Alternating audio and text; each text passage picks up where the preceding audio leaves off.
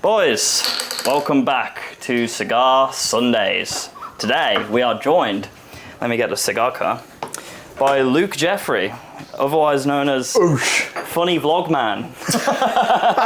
That's what I go by, usually. Yeah. The man who's funny on the Vlogman. vlogs. Who is Luke Jeffery, Luke? Because a lot of the guys, they might see you in the vlogs, and the guys do enjoy the vlogs, and they're like, we need more Luke. But they don't know much about you, so how would you sort of introduce yourself to the boys if you were to reintroduce yourself in that sense? Yeah, damn, we're jumping straight in. Oh, yeah. I've not prepared a single thing for this Cigar Sundays, by the way. Good. Yeah. Good. So, we're sat down, we're smoking a cigar here we together, go. bro. That's it. Guys, YouTube demonetized me before for waving around this handgun lighter. don't let it happen again. Don't, please. Mr. YouTube man sitting at your chair. Who is Luke Jeffery? What a question. Yeah, I'm just we're a diving guy. straight in now. But come on, like what's your driving force right now? So I fucking love adventure. I guess that's why I came to Thailand. That's how I met you. I want to make money online. Yeah, a lot of guys, they might see us in the vlogs and think like, oh, these guys must be boys from day one. But it's actually not the case. We met like 9 months ago, if that. Not even 9 months, like November. So like 6 months ago. Yeah. And instantly I was like, boom, this guy's a degenerate like me. Yeah, we've got the same NPC here. Yeah. One Discord joke. Yeah. So actually, like, things happen really quickly out here, I noticed. So like, you meet loads of people, and we met like 6 months ago. You were like, yeah, live in Samui. Samui's a great place to live. And I was like, cool, fuck Bangkok. Let's Did you actually not have plans to come to Samui until I said that to you? Because I didn't know that. I was gonna visit, but I wasn't gonna You've like locked in here though. Yeah. And then when I came, I was like, yeah, there's some boys here, like, it's nice enough. May as well just plant my roots here, fucking go for it. Does that answer who Luke Jeffery is? I don't know. Let's say this then. Okay, I drive fast bikes, I smoke cigars, I chew gum, I smoke cigars. What brought you out to Thailand then?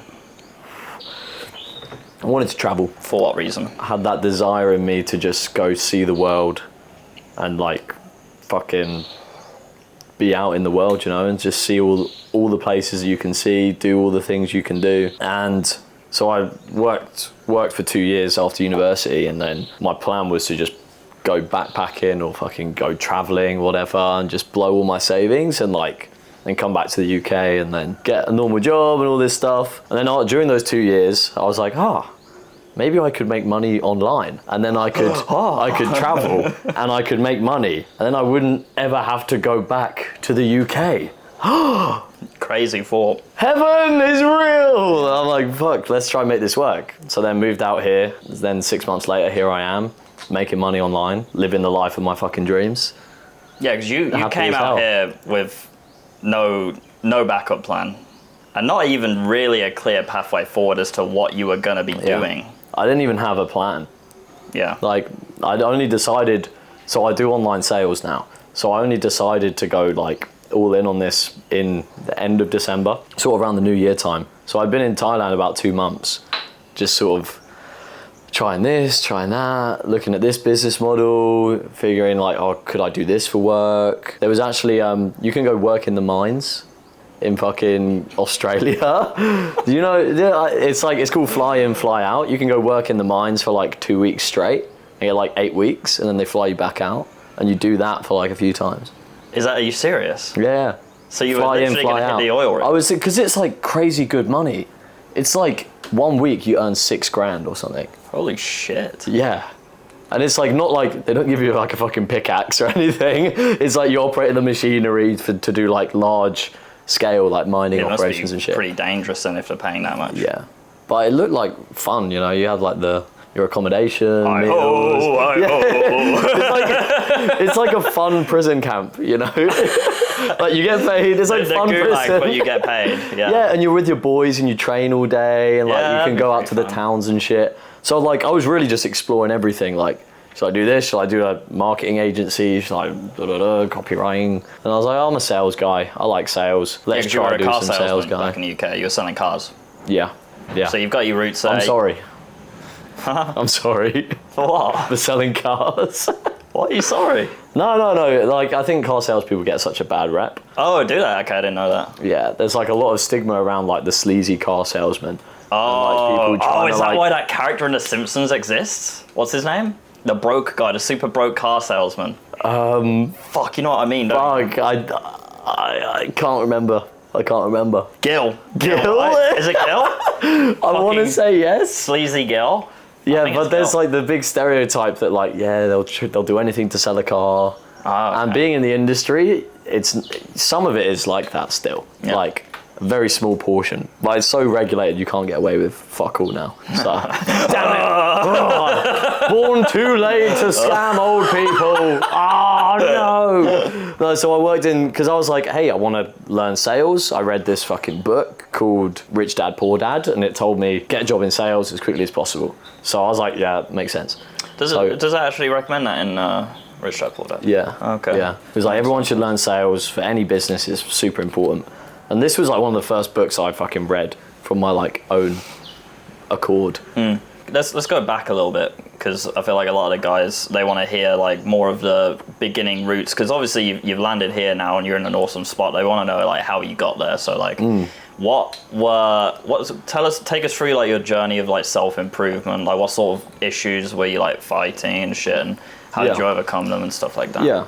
So like just finishing up like the point. So like I was in the car sales for 2 years, like straight out of university. Started getting more and more into self-development and like money orientated stuff. So you started after uni. And that's when I was like, okay, I need a job in sales. Did some research, looking into like real estate, like trying to be a real estate agent because like good money in property. And then doing some research, it's like, yo, car sales is a great, easy thing to get into. So I was like, okay, I'll do that. Hello, sir. How you doing? How are you guys? Good, man. Yeah. What? You using this sometimes? What is it? Is You that think? Try. weed? Yes. Oh, it's some Very weed. good brand. Just Is it yours? Yes, just you I don't smoke anymore, but oh my god. Holy It's smokes. about 3-4 days you put on the fan or something there. It's dry and then you can use. Oh my god. I don't smoke weed. It's wasted on me. It's wasted with me. And you? I mean, Maybe. Weed is legal in Thailand, by the way. yeah. Enjoy. Wow, thank you. Another reason why I fucking love Thailand. Yeah, wow, Everyone's okay. so nice. Yeah. Okay, well, I don't know if I'm going to smoke that. This is going to be a slightly different cigar Sunday next week, boys. Slightly different. You're going to see me next week just off my head. Yeah, I don't know. Give me a whiff. Jesus.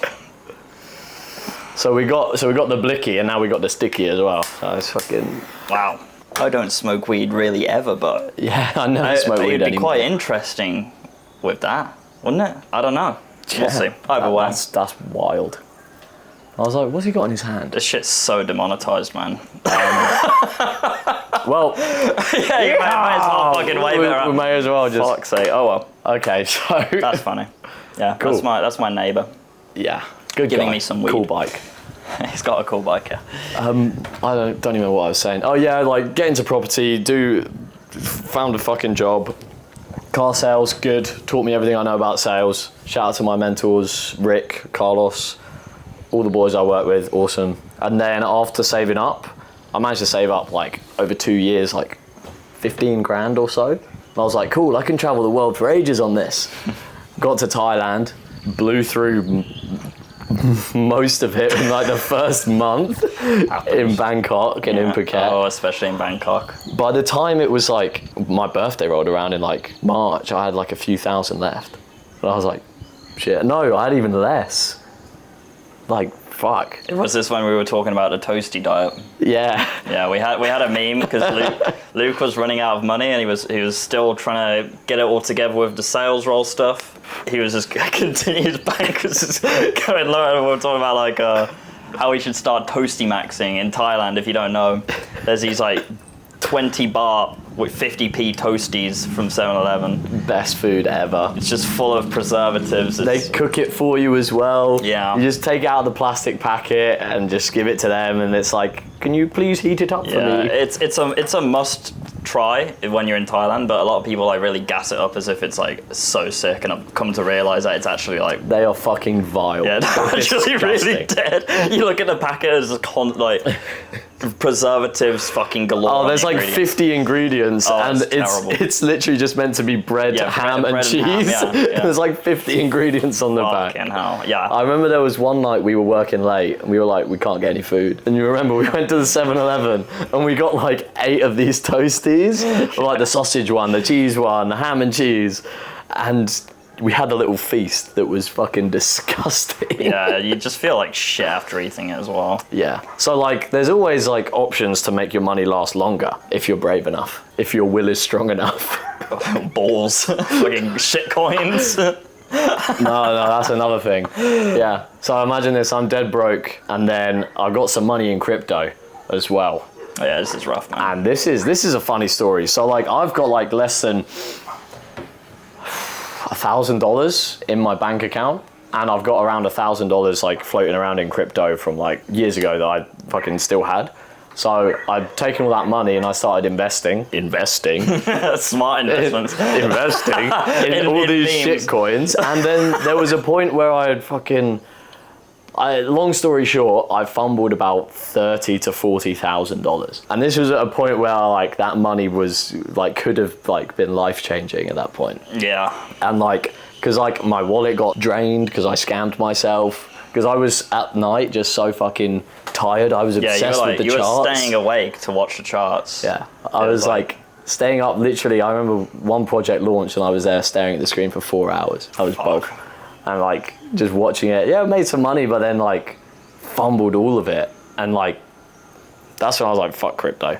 Like, it's good and fun, but like I need something firm. You need like to use crypto. You probably hear this a lot, but like if you put any money into crypto, just be willing completely to lose all of it. Yeah. Which is what happened. Like you got in early on a project, and then your wallet got fucking hacked. Yeah, my fault. I clicked this fucking link. Sus-ass link locked in. Yeah, you were fucking sleep deprived though, but then the project literally like 40x'd. Yeah, it was tough.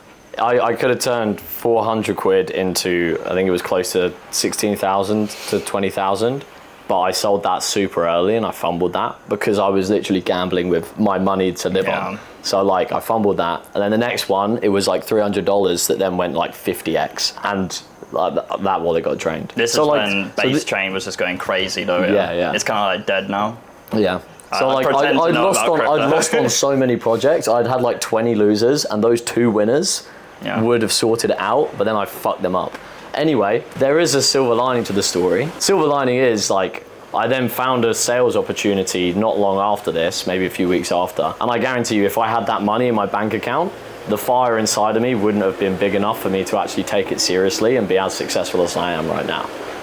So like, it's actually a blessing. It's always a blessing. Yeah. You don't see it at the time, but it's always a blessing. I remember how angry I was, but like I was still had a smile on my face. Yeah. And we were in ZZ's, and I was like, guys, I'm so fucking pissed off. Something bad happened, guys. I was laughing my arse off telling you. I was like, guys, get this. Yeah. I remember you and Jack Plant's face. You were like, I would have been gutted. But I say this a lot, and I'll say it again. Like, no matter what's happening with Luke, I've never seen bro sad. Never, not once. And like you've had the pressure on like since you got here. I can't even imagine the amount of pressure that you've been feeling, and I've never once seen it. Yeah. It's very admirable, because that shit happened to me. I'm not gonna pretend to be like all stoic and shit like that. I would have been like feeling it, bro, and I probably would have like locked myself away and like dealt with it my own way and like hit the fucking oil rig or some shit. But you got this aura about you where it's like, I was like, what's done is done. Like, I can't fucking unhack my wallet. I can't get that money. Like, am I going to cry over it? Yeah. No. All I can do is laugh because, it's all part of the story. And I guess the way I see it, my mum always used to say this, like, I wasn't meant, like, for situations like this, it means I wasn't meant to have that money at that point. Yeah. That's what it means. Because that's like, you weren't meant to have it then. Crypto's free fucking money, and it just like if money is free to you like that, you guys even watching this, like you guys have probably met people who are like into crypto and they just don't have much fucking character about them. Their entire being is just crypto, and they're like just pretty cringe to be around. Yeah. You don't want that. I know a few people that I know from back home in the UK in crypto that have done really fucking well. and their like financial success is great, but like their personal development and like their attitudes, they all stink. Yeah. And like, yeah, they're nice guys and I wish them all the best, but I think if they'd earned that money through work and building something and having pride in like the work they were doing, they would be completely different people, you know. And in a way, they've been robbed of that opportunity, because now that you're rich, like you only need to get rich once and then you're rich. Yeah. And then everything else you do is like say you invest 10,000 in a product, but you're a millionaire. Yeah. It's not that much of a risk for you. Yeah. So like you can afford to grow more businesses. So you need like, that character development, bro. Something Tom Spark told me about was the idea of like golden handcuffs. And he was using it as an example of like DJs and how DJing is like the fucking worst job in the world, because Really? you're constantly at parties, you've got all the girls Yeah. wanting, come back to ours, do cocaine with us and partying. And it's like, you can't fucking really say no to that because it's so fun. Yeah. But you're and it's your also entire part of your being. job as well. Yeah, so you can't stop. You Yeah. cannot fucking stop. So Imagine it's you don't golden go to a handcuffs. party as a DJ and then you miss out on a networking opportunity that like fucking, so like you sort of have to do these things. Yeah, like networking, doing Yeah. cocaine together. Yeah, and Yeah. they're all doing that shit. Yeah, all of them. So that's it's like the fucking worst shit, because you can't. terrible. You can't get out unless you just drop everything Yeah. you've been working towards. Yeah. Ooh, I think rough. crypto's fun, but like as like Yeah, it should be fun. That's like it. it's fun. I gave It's you just some of fun. my money to mess Yeah, around with. we still And it's got it's money it's out fun. there. It's fun to look at the project and be like, oh yeah, it's fucking dead. It's like one of these days. Yeah, I've lost like what, like 500 quid with doing this shit. Like Yeah, just, bro. There was a time we were up and then yeah, we were. down, I was up and down. 2000. I was up 2000, and then the next day I was like, all gone. I was just like, oh fuck. You've got to be able to laugh at it though. Yeah, you got to be able to laugh. fucking I just funny. I don't give a fuck. Money's That's the not point. real. Yeah, it's not. Especially when it's in crypto and it's numbers on a screen. It's like, okay, number went down, big whoop. Number went up, Yeah. big whoop. I might check tomorrow and it's like, oh yeah, I've got 50k.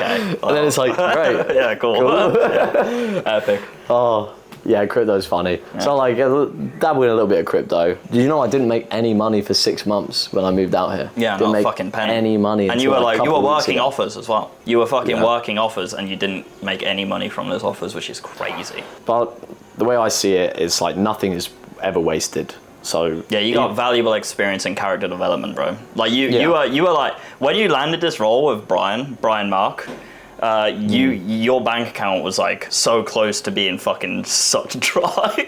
So close. I had just withdrawn my last few $100. Oh my god. In my bank account, in my savings account, I had 6 pence, and in my normal day-to-day account, there was £70. Tell the story of how. So- Tell the story of how you came to meet Brian. Because this shit's awesome. This is like. Yeah, like how did this even happen? So like we're out here in Koh Samui, and I get invited by our friend Cam, game quiz, fucking solid man, Gee. changing fucking people's lives. Yeah, If you Cam's think you're great. suffering with video games and you want to get off them or like learn how to manage that, check out Cam with Game Quitters. He's the fucking guy. He's also branching off into some lifestyle stuff now, which is going to be really cool. Man, I'm he's a G. very excited to He's that. a fucking G. So he hits me up and he's like, yo, Luke, we're having a pool party at my friend's villa today. And I'm like at the hospital, like checking because my nose is fucked and I can barely breathe, right? Anyway, different story. Maybe we'll talk about that later. In Muay Thai. Yeah. Unofficially, allegedly in my time. Allegedly in Muay Thai. Insurance, you better pay me still. So Cam invites me to the villa. I'm like, I shouldn't go because I need to find a fucking job. I need to get some money. And I go anyway to stop by. And then in the pool, I just see you guys all just listening to Brian as Brian's like speaking. And I have no idea who this guy Brian was is. spitting mad game, bro. I say hi to all the girls quickly, and who's Brian? stuff. Who is Brian? Just so the boys know. Brian Mark, he is my god. I love this man. He is an online business coach for personal trainers. That's what he does, but really he fucking changes people's lives. And he's one of like the most authentic, genuine people I ever met. Within like 2 minutes of like listening to him speak and hearing his conviction in his words, it was like this guy is like Like, I want to be like this guy. I want to speak with conviction and be like, not that I don't speak with conviction, but to be like so aligned with his vision and what he says and does behind camera and on camera. Yeah, his like actually really, really completely about the same. Yeah. Because like, sidebar, like the next day when I'm researching about him, I hear on the podcast he just made the next day after the full moon party, the exact conversation we were having in the pool. Yeah. So it's like the advice he's given us, he doesn't gatekeep anything, he tells it fucking straight. So everyone's like in the pool at the party. Brian, me, fucking Tony as well. Absolute G out here. Don, absolute Don. I'd love to get him on this podcast. He's more of a private guy though. He did one with Cam. He did one with Cam. He probably would love to do one with you as well, actually. I'll ask him because he's from Birmingham as well. The Birmingham boys. He's a fucking G. Yeah. I'm pretty sure his dad was like an actual Peaky Blinder. Or something like that. Yeah, I could see like, that. Yeah. Like genuinely. Yeah. So anyway, we speak, I'm just like, who is this guy, Brian? And Cam's like, yeah, I know Brian from 12 years ago. We go way back. He's actually looking for a closer. And I'm like, oh, fuck. Yeah, my eyes go wide. And I'm like, holy shit. Yeah. I'm like, I'm looking for offer. So then I start finding out more about him. And this is like what you were saying about the DJs. You guys are all going to the full moon party. Yeah. And I swore I'd never go to another full moon party after that first one. And I was like, I'm never going to another full moon. But you were all going, and I'm like, I have to You should network. explain quickly what this full moon party is. Oh, fuck. So imagine a tropical island. The full moon is out and ripe. Yeah. It's 4,000 lost souls. Once a month in Koh Phangan. Once a month in Koh Phangan, which is the island opposite us. There is a all-night party on the beach with like, I think it's upwards of like, I think 60,000 people can be there. Is it that many people? Yeah. I wouldn't be surprised. There's so many fucking people. People travel from like everywhere to come to these. It's a really big thing. Yeah, so it happens once a month. It's a really big thing. And it happened on the day of this villa party. It was full moon. Yeah. And I came to the villa with my girlfriend, and they roped me into going to this full moon party. I was like, oh fuck, okay, fine, I'll go to full moon. Yeah, you're like, oh, didn't take much. Yeah, it didn't take much to rope you in. It took a lot longer. I had a bit of an itch for a dance, so I was like, I'll go full moon. And these guys are really cool. I spend more time than Brian. I mean, you said yourself, like, I was just intently listening to Brian in the pool. He was spitting so much game. I was like, wow. Yeah. Brian showed me that there's fucking levels to this shit. I hang out with like, hang out with a lot of like really cool people, but Brian is like, wow, this guy's like on a fucking level. It's like there's people that are 2 or 3 steps ahead of you, and then there's people that are like 20 steps ahead of you. Yeah, and then there's people that are 20 steps ahead of them as well. People gatekeep, and Brian literally doesn't. He was just spitting fucking game. I was like asking him questions, and he was just spitting. And he wasn't giving you like generic advice either. I remember you were saying like, this is something I'm struggling with, what should I do? And he was like, Sam, for you need to like do this, I can't remember exactly what it was, but he was like, it wasn't some generic like, oh, try this, do that. Yeah, he was like, kind, based on what you've told me, you need to do this. Yeah, it's very kind. Yeah. So Brian is great. Anyway. And then literally the next, like, we go full moon party on the private boat and then come back. It was a good time. And then literally 2 days later, I'm at his villa at fucking 6 a.m. in the morning, sitting in with him while he's doing sales calls. And then that was basically the start of my new life. And now I wake up super early every morning. Was just watching him work, doing sales calls for the first 3 weeks until I was ready.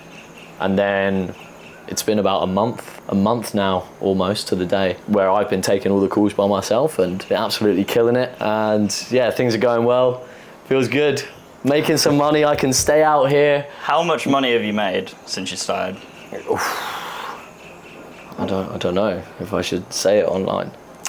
Should I? No, it's totally good. It's very, very good. Yeah, you basically you went from making 0 to you are now comfortable. Yeah. You are now comfortable. Like confidently, I'm at 10k a month. Yeah. Already. Yeah. And so like, that just like, goes to show, like, you on the graph of success, it's like. Yeah. But literally, no results. But the thing is, what you don't see is like everything you're doing is invisibly raising the fucking line. That's like literally, it's like literally November, December, January, February, March, April, May. Yeah. And it's like, holy shit. And then everything when clicks. it rains, it pours, and it all fucking happens at once. And and the thing is, if I hadn't gone through like the trials and tribulations and become the man that I was when I met Brian, guaranteed I wouldn't have been able to succeed at this opportunity, and I would have just fucked up. Because all the time I was here, I wasn't just sitting on my arse. I wasn't on the beach. I was like, we were here fucking like 7 days a week at some point. Like fucking grinding in the honky tonk. So like, you put in the work, and sooner or later your efforts will be rewarded if you're actually working hard. That's another thing. I was like fully aligned with like, sales is what I'm gonna do. This is what I'm gonna do. Yeah, there was a bit of crypto on the side for a bit of fun, because like, it was just a little bit of fun. But like, the main thing was always sales. Like, I need to do this. So you need to like choose one thing and obsess over it. Because most guys, they would do sales and they'd try it for 3 months and they'd be like, oh, I'm not getting any results. And then they'd pivot, go somewhere else. But the problem is they're not reaching that point of, it's like that fucking meme with the guy in the mines with the pickaxe and then like just on the other side of the wall. Most like gamblers are one spin away from winning. Spin away, guys. Winning $1 quadrillion. One spin. No, it's so true though. It's so true. Guys keep pivoting before they get there. Yeah. They expect like because it's so like you get all these fucking shiny object syndrome. That's what they call it, right? They're like, yeah, you'll get rich in like 3 months with this program, bro. Trust me. Do you know what I mean? Like, it's all bullshit. Yeah, it takes all work, bullshit, man. It takes work. It takes hard work, and like that's where like my experience selling cars the last 2 years. Like, even though it was just like a filler job to get sales experience, it set me up and was exactly what I needed to do to get to where I am now. If I jumped into online sales without any sales experience, like I'd get fucking eaten up. Yeah, I was getting eaten up in the first month, 2 months when I was doing sales. Bro. Sales is hard. It's hard, but it's so rewarding. And when you're doing things, like selling things that are actually helping people and changing people's lives. Like, for example, I just had a client here. Remember, I listened to a voice note and I came outside. I signed her onto Brian's program. This is a little plug for Brian's program as well, for personal trainers. I had the sales call, or the onboarding call with her 2 weeks ago. She was getting very like emotional because like she was in a similar spot to me where she was living in her city, she hated it, no one around her had the same dreams as her. Cigar, didn't you? Yeah, I won't say her name. And like I was like, listen, I feel you, I know we can do this. She sent me a voice note just now saying, Luke, last week I made $4,500. And she was like, that's cool. I sent her a voice note, I was like, that's cool? Are you kidding me? That's fucking crazy. That's insane. Wow. Hearing that and seeing that, every morning I wake up at like 3 a.m. and I'm like excited to start doing the calls. Yeah. Because I know that the product is so fucking good. I think a lot of issues the sales guys run into is that the shit they're selling, it's either dog shit or it's good, but they just choose to not really believe in it. It's just like they're there for like the paycheck and that's that. I see that I see the opposite in you, where you're actually like fucking gassed to get people involved in this program because it's genuinely like good. Literally. And that comes out in the conviction with how you speak. And it's a fucking big deal with sales. And we know a couple boys here as well, Jack, Ormonroyd and Stu. They were going through a bit of a rut, so like they hadn't made many sales in V-Shred. This was when we were down in Phuket.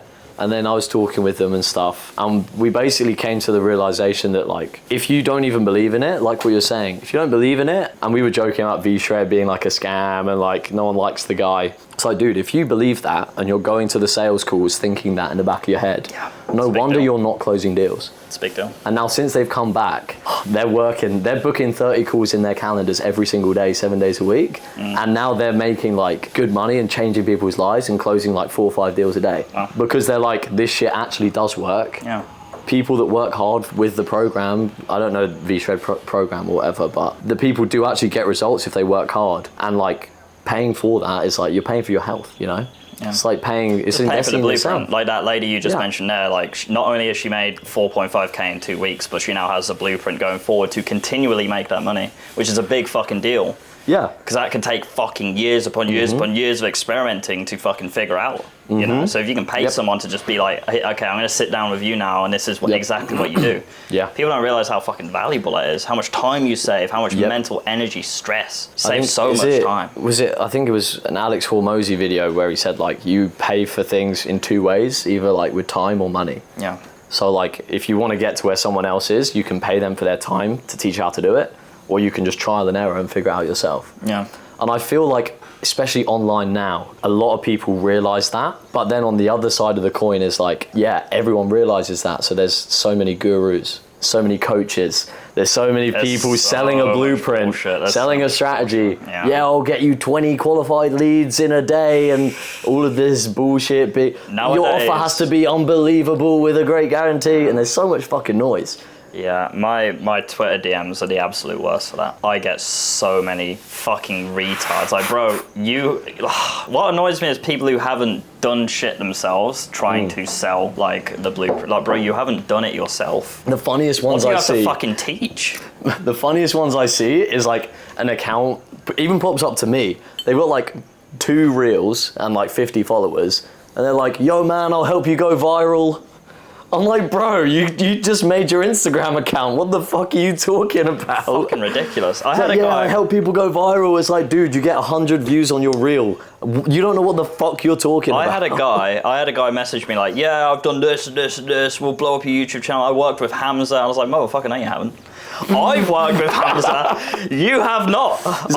He's worked with Hamza's clips. Yeah, he's clipped Hamza's videos. That's what he means. He made some TikToks of Hamza, which got fucking 2 views. Yeah, he worked with Hamza. Yeah, fucking so much bullshit. Yeah, so you need to be very careful with the online space. I feel like if you've got common sense, you're not gonna get like scammed. I hope so. Like if you're giving somebody like. You're paying them for the blueprint and they've got like 1 picture on Instagram and all their sales pitches, yeah, trust me, bro, I know this. Then compared to someone like, for Brian as an example, 2,000 posts on Instagram, Brian 11 years experience, 2,000 YouTube videos, like, you know this guy ain't going anywhere. So like, I think a lot of people try and cut corners. And they will go for the dodgy coach or mentor because it's cheaper. And it's like, yeah, this guy talks a good talk. And like, that's a scam a lot of people fall into. That's true. And then that creates this like sort of image of coaching online just being like a big scam. It's actually not. You just need to be very picky with who you choose to work with. Like, have they done what you want to achieve? Yeah. Yeah. So yeah, I've been working with Brian now for a couple months. Things are going really fucking good. The team's already growing. Yeah, you've got a sphere of guys here on the island on the offer as well. Yeah, I put on like Julian and Tommy. Well, Julian like sort of worked his way into it, and I was like, go for it, bro. He was like, yo, I see apply to work with Brian on his profile. I'm like, dude, that's for personal trainers, but do it. And then he had a conversation. Next thing I know, the next day, Brian's like, who the fuck is this Julian guy? And I'm like, yeah, Julian, I know, yeah, he's out here, he's a sales guy on the island as well, great guy. Literally all I say, like, because I don't want to be like, yeah, he's the best sales guy, or like, shoo him off and be like, forget about him, like, I'm not a dick. But like, I'm like, yeah, he has my vouch, you know, I like him. Next thing I know, he's on the Zoom call watching me close deals like half an hour later. And I'm like, what the fuck? You've got to respect that. So like, it moves quick. You've got to respect that. Like, and this wasn't me telling Julian, like, you need to do this to get in. This was him thinking for himself. And I was like, fair fucking play. He's talking to him. I'm going to help him out. He's a good guy. Yeah. And now another one of our guys, Tommy, put him onto it as well. Yeah. Because I was like, he's a good guy. He needs a fucking good opportunity. He's cold calling UK as well. I've been there. Cold calling. I've been there. Rough, man. Oh, character building. That's the trenches, bro. That is literally the trenches. That's the trenches. But like, it's a good way in, you know? Yeah. It's a good way in. Because it will toughen you up, bro. It will toughen you up. Do you mind if I talk about you in uni before all of this? What were you like in uni? What was it like for you? Let me use a prop. This was me in uni. Since the age of about... so demonetized, bro. To put that shit down, man. This was also me in uni. No. Not doing that trap house. So uni, I was... Bro, I wasn't thinking for myself until I was like 21 years old, 20 years old. I was the exact same. I would just autopilot through school, onto A-levels. Yeah, my parents said go to university, do something you like. Okay, cool, I'll do that. I'm just smoking weed 24/7 at uni, partying, like just a normal university cesspit, basically. The UK university is something else, man. It's so dog shit. I used to think, like, because I got 2 older brothers, and my oldest brother went to university, and I used to think you have to be like the smartest, like most clever person to get into uni I used to think and that do as it. Well. That's a psyop, isn't it? I never used to think I could go to university. Yeah. By the time it rolled around, and I saw my friends at school, and like they were applying, I was like, fucking hell. Like, yeah, they'll take anyone. And then when I got in, some of the people on my course, I was like, how the fuck? How are you even a person?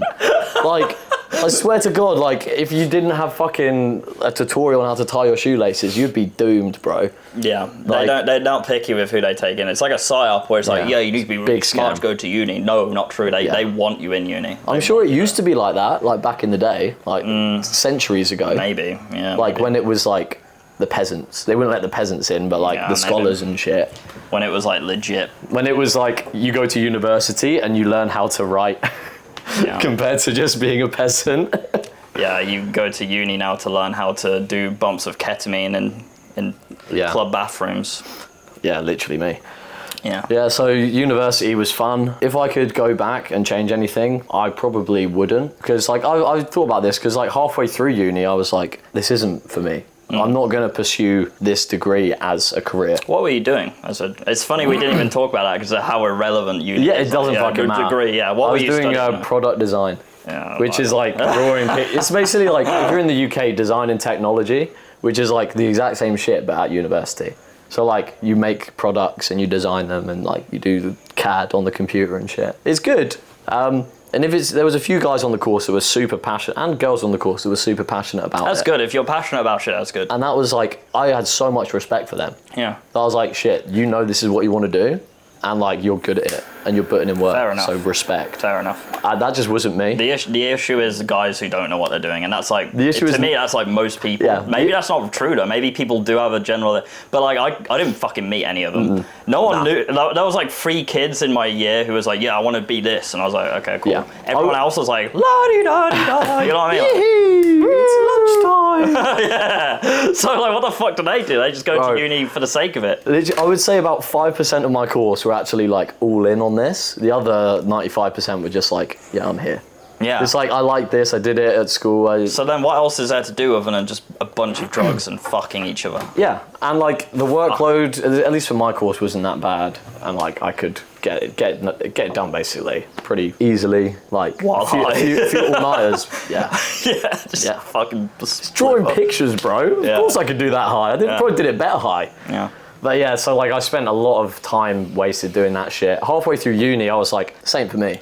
Do I leave and like start doing something else? What does that moment or look do like for you? That moment's like, I know I'm not gonna do product design as my career. The reason or I ask future. you is because I know for a fact, speaking to the guys who watch my videos and I coach in my academy, like there's a few guys who are exactly like that and they don't know what the fuck to do because they're like, I've already got sunken cost fallacy, I've been here for a year, I've paid this much, if I drop out now, my parents will be disappointed and X, Y, there's so many variables. There was a lot. And I think the reason I stayed was because I didn't have a clear alternative. If I had known like, so 2 years into uni, I'm like, I know this isn't the path I want to continue down on. Do I want to complete the degree and just have it? Because my parents are like, it's good to have a degree. And I'm like, yes, mum, yes, dad.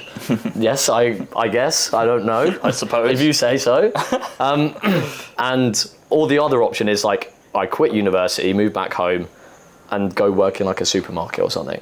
If that other option was like, there's this opportunity here to like start this business or to like network and be with these people that are doing this startup or something concrete as an alternative, I might have done that. But because I was halfway through, like you say, sort of the sunken cost fallacy, I was like, I may as well see it through to the end. So you didn't have like a clear pathway forward just yet, so that made it. No. And that's when I was like, okay, I need to figure something out because after university, I'm not going to do this as a career because I would fucking hate my life if I did that.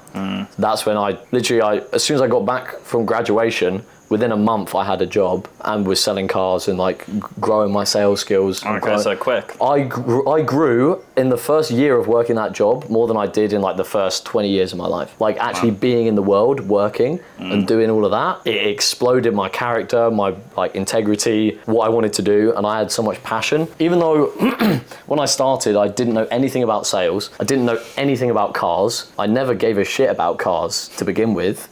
But working the job, I grew a lot of like love for them, and to this day, I still couldn't really tell you what happens underneath the bonnet. I never needed to. Every time the customer looks under, I'm like, "Yep, there it is." I'm like, I think there's an engine in there, and they're like, "Ha ha ha ha, funny guy." I'm like, Yeah, I'm being serious. Give me your money. I hold up the gun like, buy or die.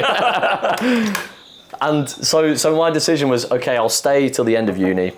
And that's actually that's where I met Jack Hopkins in my final year, because we were both at Bournemouth University together. He was friends with my close friends as well that were on my course. So we didn't end up meeting until the final year when we were in houses and shit, and we overlapped a lot. And we actually ended up on the same fucking Sunday League football team, the Ping Ping Donkeys. Jack was in goal. I was fucking, I don't know, just on the field. It's six aside. So it's on the field. So it's yeah, you're either the goalkeeper or you're just a fucking player. And on the field. And that's and then working my job, keeping an eye on Jack as he moved out here, that's when I sort of knew this shit was possible, because I saw he made the online stuff work. And honestly, if I'd never met Jack in person, I probably wouldn't have invested in anyone online, because I was super skeptical. And now I'm in the position of, I know this shit works and this world is real and it's not bullshit. So you need to see it. You need to see it yourself, Just having that gateway in, that foot in the door of this person is real and I know them. And yeah, so that actually, looking back, if I didn't stay at university, I wouldn't be here right now. Yeah. Because I never would have met Jack, I never would have paid attention, seen him grow, and then I never would have joined his new elite, and I never would have networked, came out here, never would have met you. That would have been probably fucking tragic. Yeah. That would have been fucking tragic. My life would be so peaceful, bro. It'd be boring. Crazy.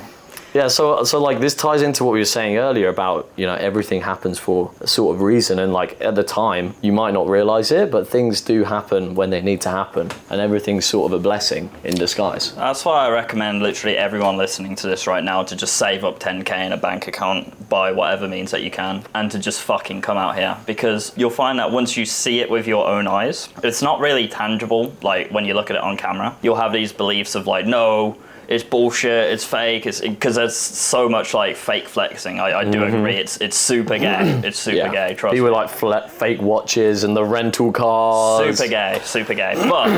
But legitimately, if you come out here, you hang around with the right guys who are actually about it, you'll see it with your own eyes. And even if you don't quite make it work in the time that you're here, you'll go back home and you'll be okay, it's fucking, I can do this. Yeah. And you'll go home hungry. You'll be I want to go back. I want to be. You'll have a reward at the end. end. The reward will be, what is there waiting for you. You'll know. So you'll have something to work towards. Right now, it's it's not real to you. Coming out to somewhere like Thailand, halfway across the world, it doesn't feel real. Make it real by literally just coming here. It still doesn't feel real for me.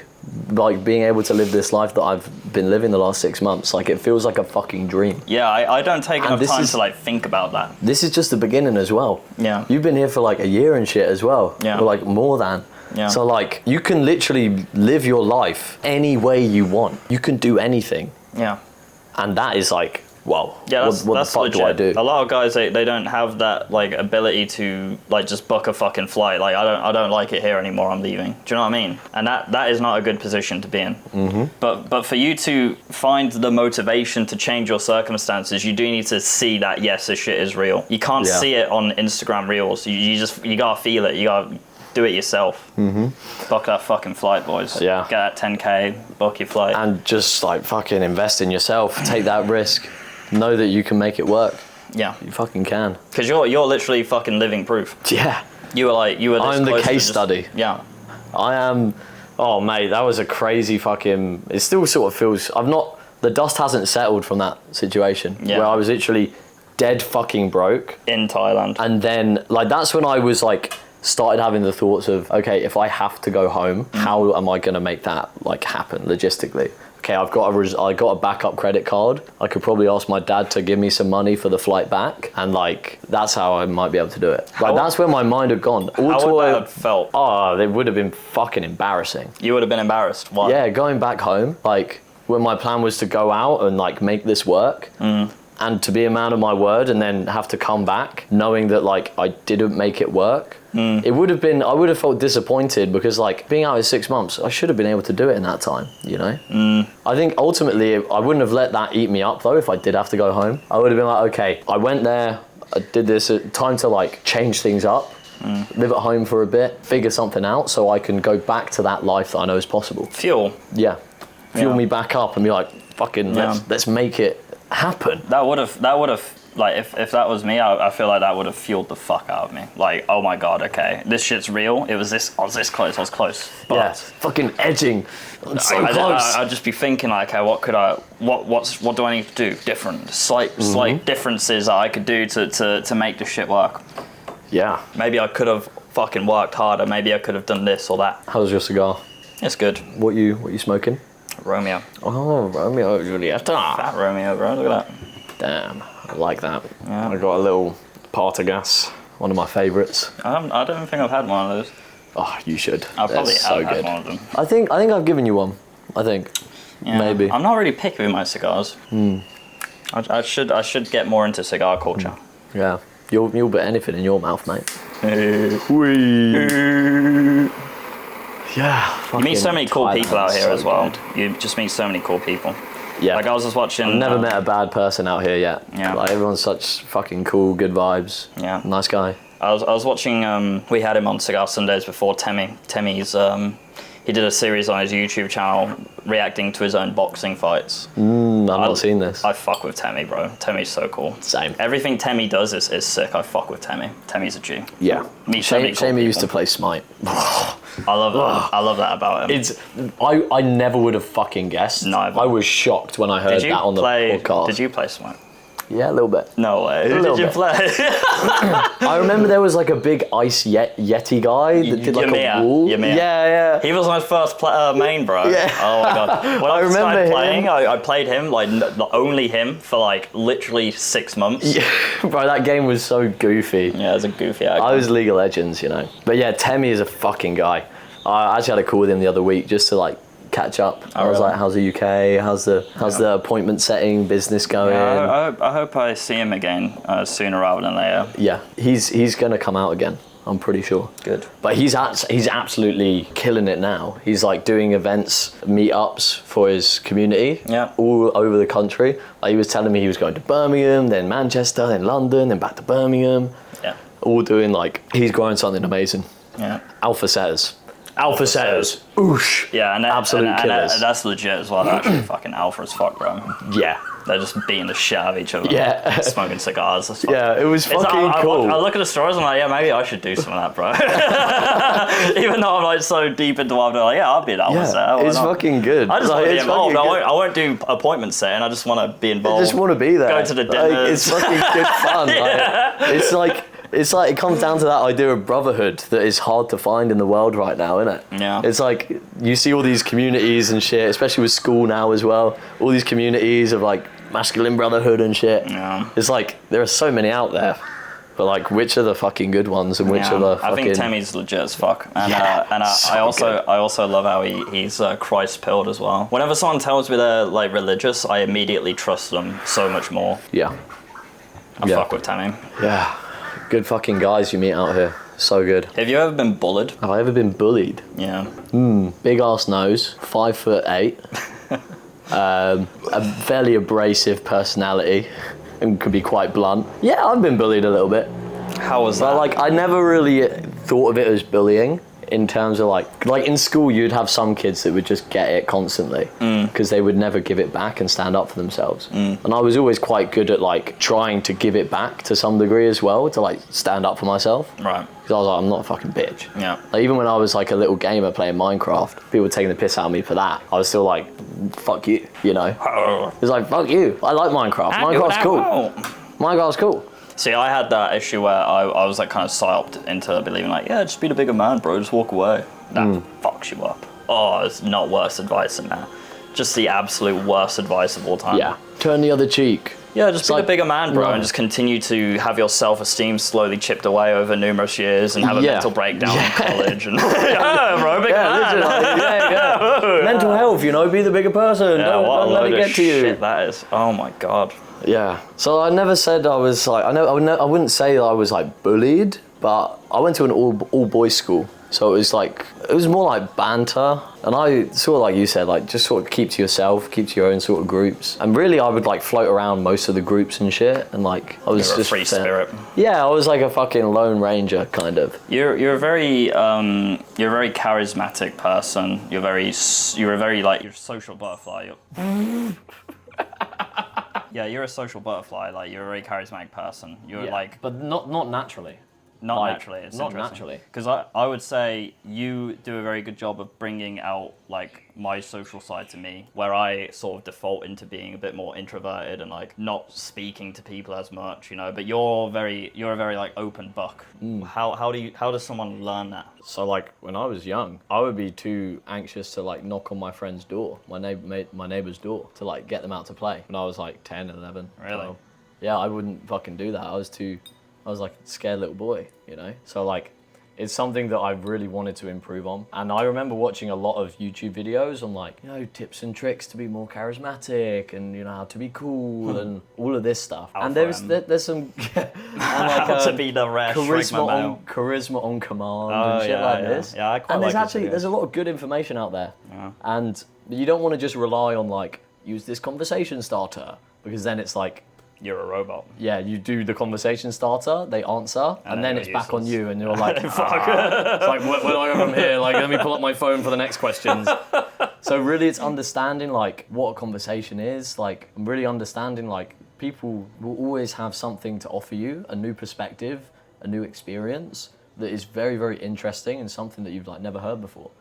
So like you're potentially, if you want to look at it as like a completely selfish way, like you're doing yourself a disservice by not socializing with a lot of people, because you're missing out on so much experience for yourself. And then when you start doing that, you realize how much joy can be created and how much like love and life can be shared, like with being around people. And like, this is a bit like, oh, wholesome circle jerky kind of thing, but it's fucking like, it's true. Like we're all fucking, I don't even know where I'm going with this point or what I'm trying to say, but like I don't think anyone's born with like the ability to have a great conversation. And like there might be people that are naturally more like charismatic and naturally like more open and like they don't care about being embarrassed and stuff, but the main thing is you can learn and you can like become comfortable with all of these things. And when you realize that everyone struggles to some extent with like being social, it like takes the edge off, you know, because you're like, the person I'm speaking to, I'm worried I don't know what to say, they're probably the exact same, and they don't know what to say as well. They probably have the same worries and anxieties that I have sometimes. Exactly. And that's another thing actually. The more I learned about like self-development and like improving, the more I realized how none of the problems that I have that I thought were unique to me are unique. I don't think any problem I've ever had, I'm the first person to have that problem. Yeah. Like, and the more and more I learned about like getting better at charisma and getting better at this and that and like style and shit, all the worries that I have, everyone else has at some point in their life, sooner or later. So like understanding that like we're all alone together and like we're all like trying to figure it out really helps. At least it helps me be like, okay, how do I just relax and like realize no one's perfect at this shit. Yeah, and I suppose that feeds into like some sense of ego as well, because like if you're able to be comfortable within yourself and invite others to also be comfortable within themselves, that creates like, you're like the CEO of like socializing at that point, and that must make you feel good. Yeah. Bringing people out of their shell and to be comfortable.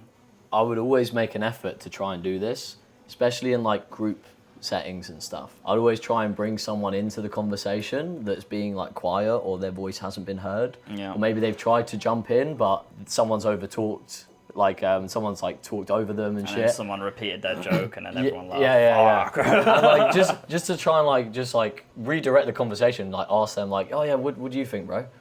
Like something like that to try and include everyone. Because I think I felt like I would get like excluded quite a bit and I would be on like the sidelines. So I sort of know what it feels like to be in that place.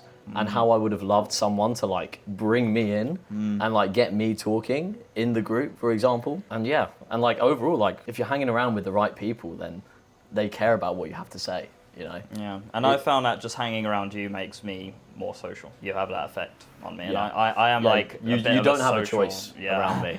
You really don't have a choice, bro. I am inclined towards keeping to myself and spending a bit more time like in my head rather than like, you know, you're very outwardly expressional. So like you have a thought and it's like it's out. I'm like I have a thought and I think about it for 3 hours. Yeah. And then it's out. Maybe we'll see. We'll see if it's not too. If I decide it's not a psychotic thought, I might share it with other people. Yeah. But you just bring. I shit used to out of suffer me. like that a lot with like, say for example, like you're in a group or you're talking with like a couple friends and you think about something to say. The longer you spend thinking about it and the longer you're quiet, the bigger it becomes in your own head. Yeah. And then when you go to say it, you stumble and like you fuck up the words and shit. And your body language will show. I was Yeah. actually watching Hamza talking about this in one of his recent videos. I really like Hamza's new videos. And he was talking about like, if you have something to say and you don't say it within the first like 10 seconds, your body language will start to show that you have something to say. Yeah. And you'll look like disingenuous in your body language and Yeah, people will yeah. be really like turned off by that. And I was That like, is you know what, that's fucking actually true. very fucking true. It's true. That's That's very why I'm true. like, reduce the amount of time from like, if I think I want to say this, to try and say it and like get it heard and get it out of me Yeah. for my sake. Because I know if I'm sitting on this in the back of my head and I don't say it and like I miss the chance and then I'm like, fuck, I should have said that. And I then, mean, it's and then just just the whole thing. like you know? if you have like a good heart, good intentions, you're around good people who you have good intentions for. Like nothing you can say is gonna like be like fucking detrimental to that environment, really. No.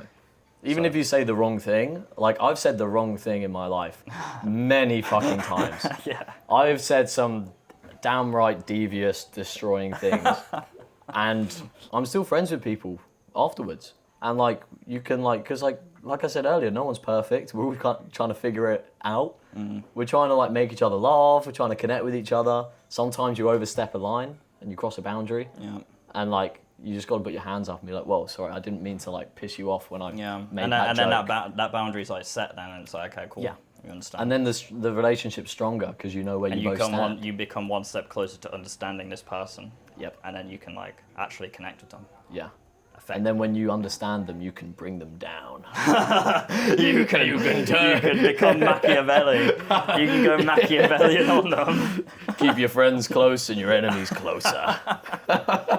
Yeah, relationships can be hard. I used to struggle a lot with like friendships and like being close to people. But yeah, now I'm like pretty open. If people don't want to be my friend or don't want to like give me, like if a girl doesn't want to give me her number because she's not interested, I'm not going to take it personally. Chase her home. Yeah, just fucking find out where she lives. Molotov through the window. We don't take it personally. Problem solved. Yeah, no. Exactly. It's a very good system. It's nothing personal. No, like, well, seriously though, like when you know it's like, it's their loss, you know?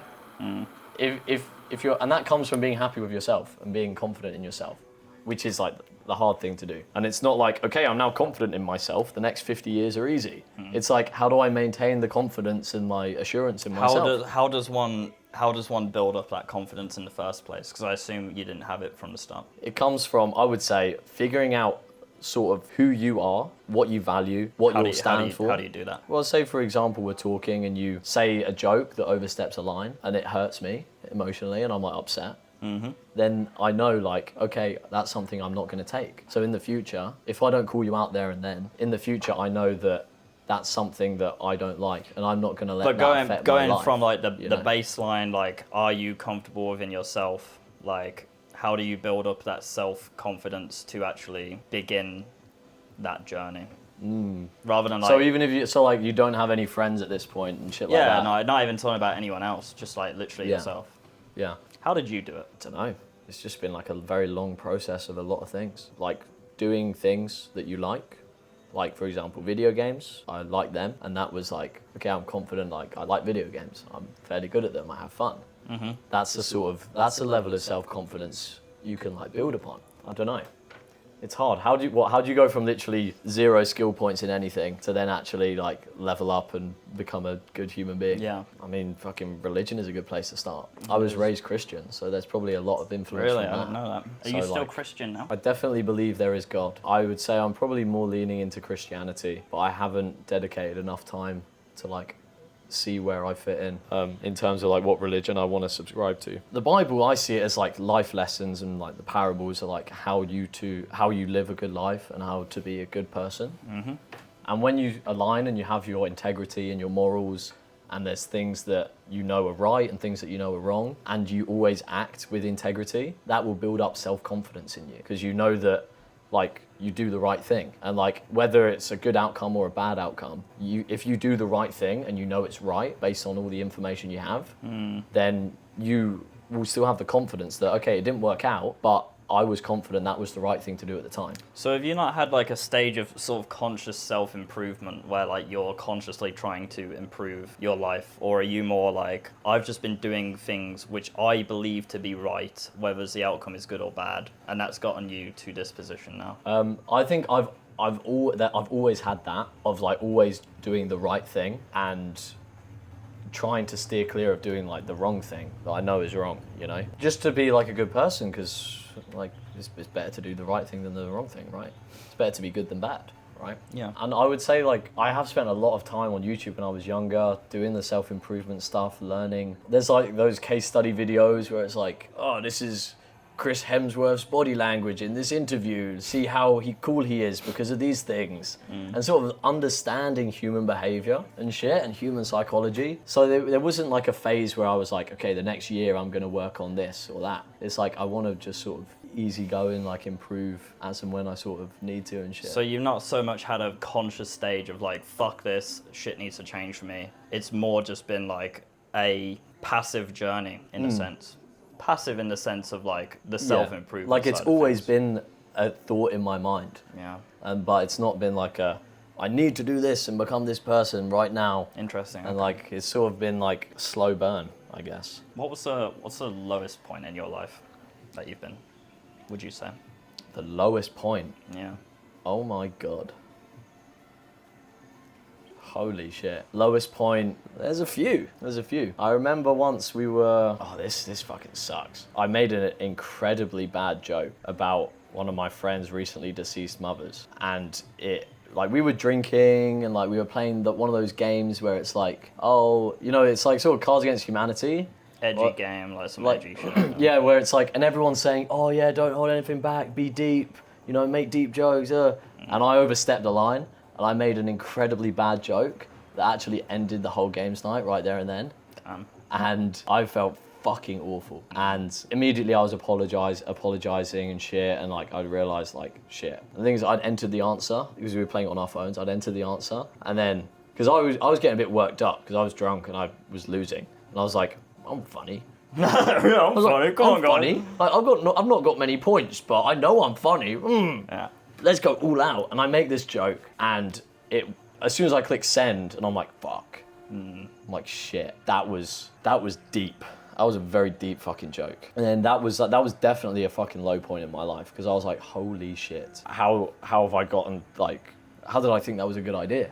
What were the to be funny. repercussions for you in that moment? Yeah, I mean, I've really damaged the friendship that I had with this person. And yeah, I just felt fucking terrible. I was literally like, I'm scum of the earth. Like, this is awful. But I would say I've not really had a low point, like an extremely low where I'm like out on the streets and like fucking addicted to fentanyl or something like that. I just find it interesting how I mean? your low point is less about repercussions for you, but for other people. Like, it hurt you deeply to hurt someone else. Yeah. Because they started crying and shit, and like the whole game's not ended, and it was just the was like, atmosphere in the room. Just immediately like, did anyone laugh? No one laughed. No one laughed. Oh boy. No one laughed. I think 'cause the answers came up and you can read them. Oh. And someone read it before and was like, oh. And I was like, fuck. And yeah, that was a fucking low point. Some other low points, like clubbing in university, being off my face on drugs and being drunk and like, just like passing out and shit in like the smoking areas, being on the floor and stuff. I remember once, like this was like the first time I went clubbing when I was 18. I didn't have any money.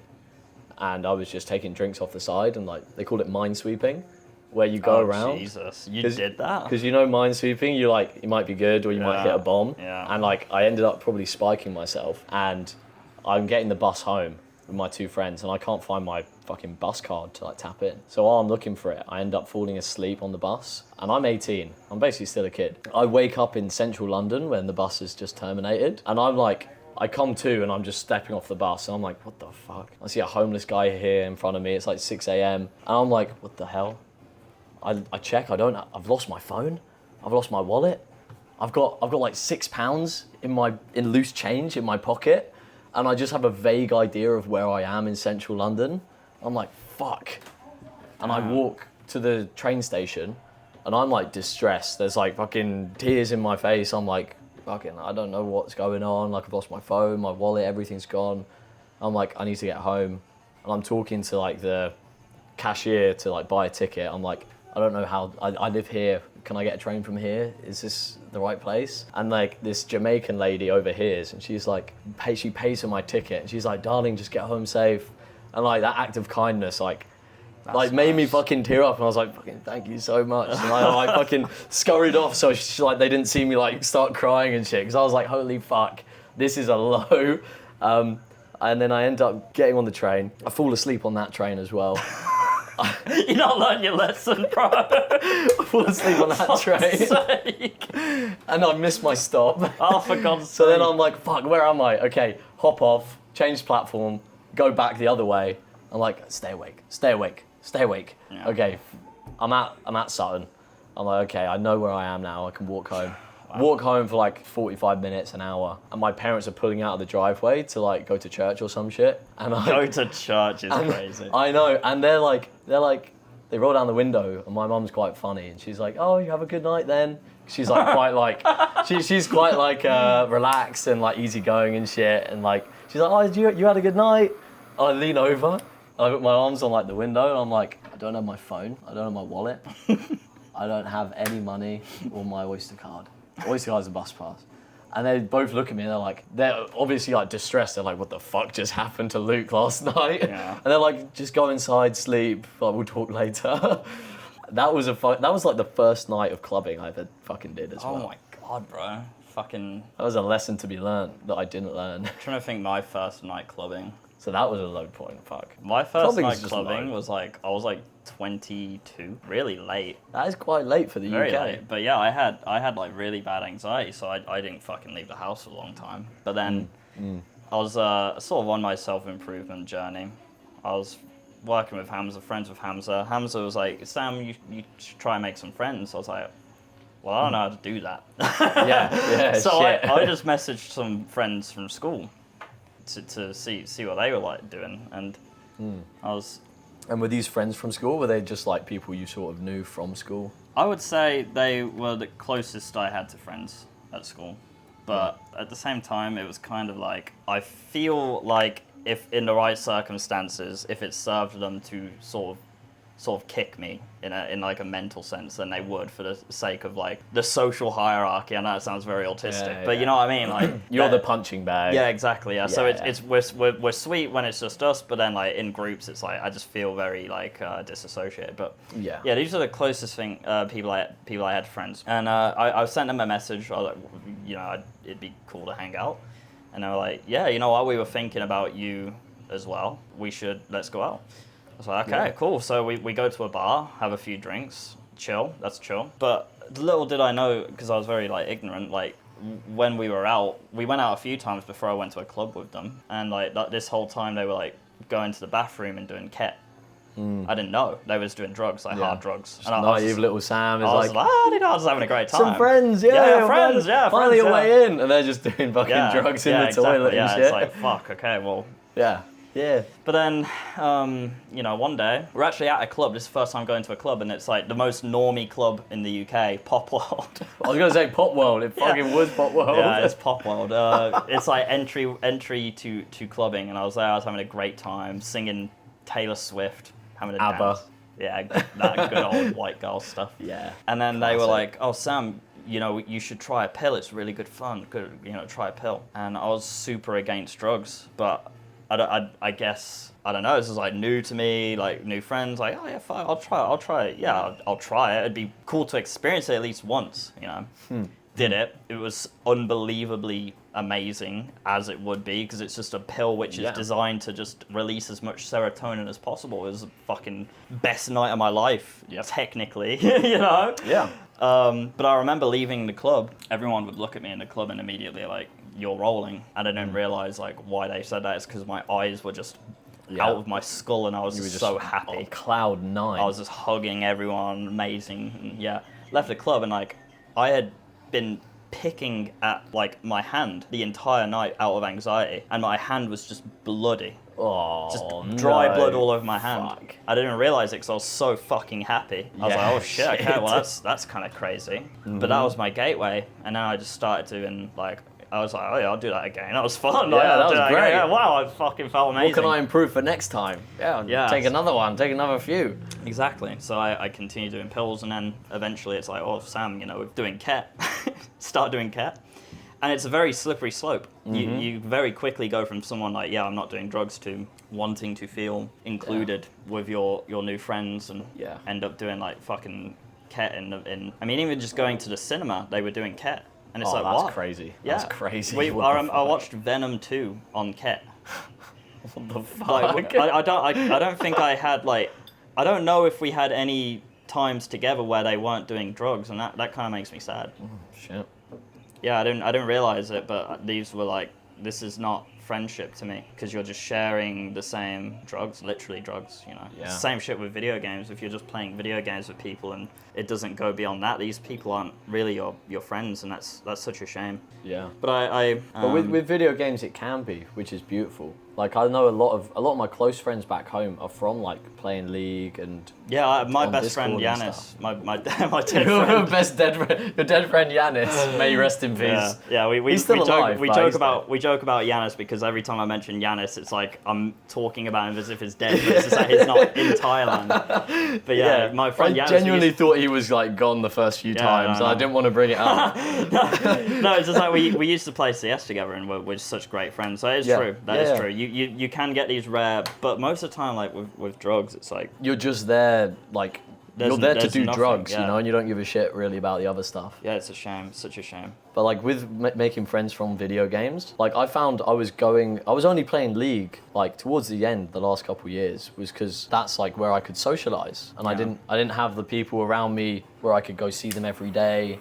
I didn't have like my neighbor who I'm best friends with growing up, you know. So like being able to talk and socialize on Discord, and then even meet up with them every now and then and grow friendships, and like it ended up being like my boy Pedro, one of my close friends, Elisa, a few, George, Owen, like that ended up becoming like my close friends because we sort of knew each other, and then we sort of knew each other in the real world as well, and it was a nice way to connect and build that relationship, build those friendships up. And then I found way more enjoyment meeting up with them in person than I ever did playing fucking League of Legends 100%. with them. And I would, like, if you were in a lobby with me, you could tell I did not give a fuck about League of Legends. Like, I would be like inting and shit, I did not give a fuck. Like, if things went bad, like, some people take it so seriously, you know, but for me it was always the social side of it. And it used to be the video games, and as I grew up and matured a bit, I was like, I'm doing this for the social, not for playing Master Yi in the jungle and smurfing on these kids.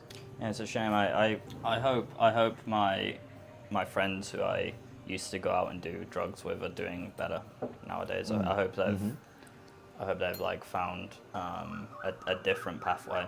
Yeah. Because I think they have good hearts, but I think they just got a bit fucking lost in the sauce. And I think anyone can sort of fall into that sort of stuff. Yeah. And I like to think that, at least for me, the more I would do drugs, the less and less I would enjoy them and I would want to do them. So like like you said, the first time you do a pill, it's like, holy shit, this is the best fucking feeling in the fucking world. And then you do. I don't want to sell more. people on doing drugs, though.